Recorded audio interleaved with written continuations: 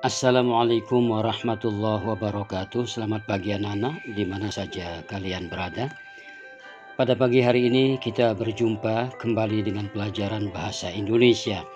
Dan kali ini Pak Guru akan membicarakan tentang cerita pendek terkait dengan apa itu cerita pendek. Kemudian kita akan membahas tentang unsur-unsur cerita pendek.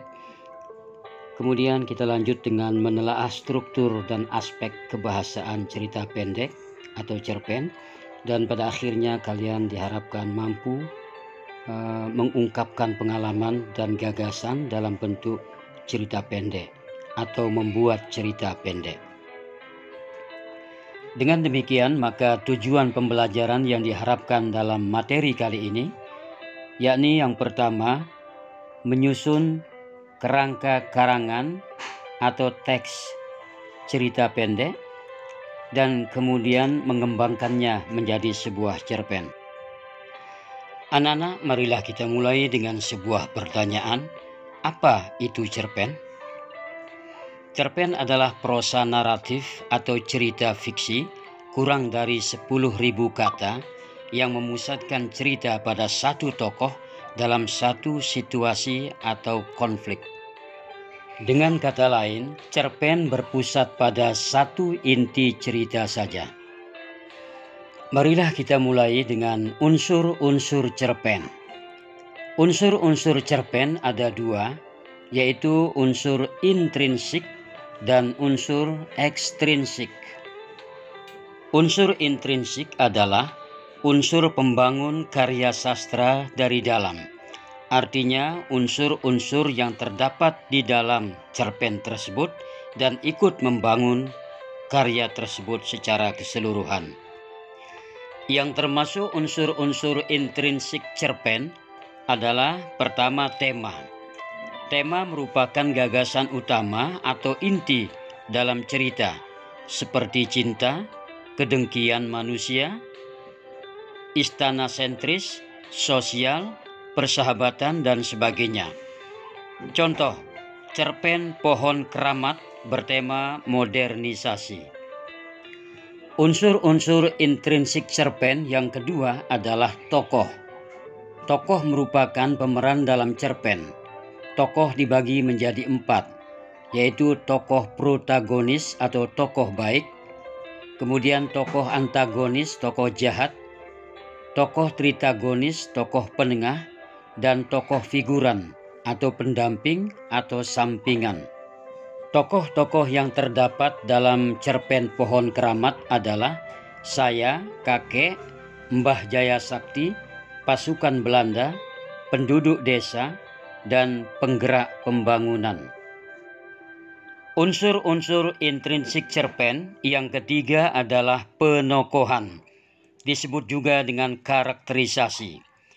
Penokohan merupakan watak atau karakter atau sifat yang dimiliki oleh tokoh. Contoh, dalam cerpen Pohon Keramat, tokoh saya berwatak kritis, pintar, dan penuh perhatian. Sementara watak kakek adalah bijaksana, tegas, suka menolong, dan pemberani. Unsur-unsur intrinsik cerpen yang keempat adalah latar. Latar merupakan keterangan mengenai waktu, tempat, suasana dalam cerita. Latar disebut juga dengan istilah setting. Contoh, dalam cerpen Pohon Keramat, latar tempat adalah gunung beser, kampung, rumah kakek, dan sawah. Sedangkan latar waktu adalah malam, pagi, sore, dan waktu panen. Terakhir, latar suasana adalah damai, rukun, dan menegangkan. Unsur-unsur intrinsik cerpen yang kelima adalah alur. Alur adalah jalannya cerita dari awal sampai akhir. Alur dibagi menjadi 3 bagian, yaitu 1. Alur maju, menjelaskan masa kini ke masa depan. Yang kedua, alur mundur atau flashback, menjelaskan masa lalu.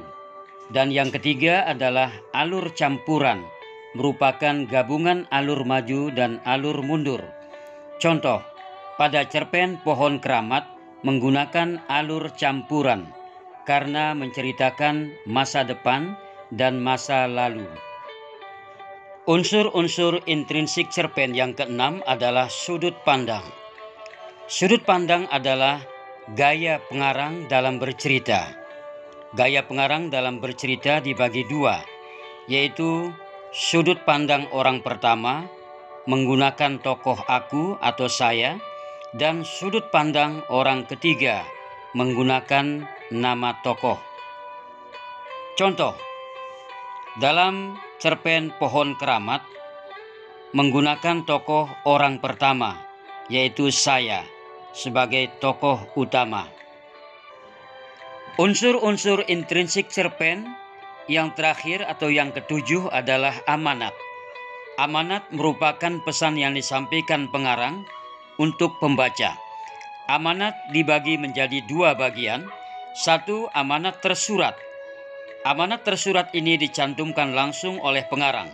Contoh, saat ini adalah waktunya untuk membangun demi kemajuan. Dua, amanat tersirat. Amanat tersirat ini tidak dicantumkan langsung oleh pengarang, sehingga pembaca harus menafsirkan sendiri. Contoh, pembukaan Gunung Beser itu akan dilakukan dengan gotong royong. Akhirnya tibalah kita pada bagian akhir dari materi unsur-unsur intrinsik cerpen. Jawablah dengan singkat dan jelas. 1. Jelaskan yang dimaksud dengan unsur intrinsik. 2. Unsur intrinsik cerpen ada 7. Sebutkan. Terima kasih. Sampai jumpa pada bagian unsur ekstrinsik cerpen.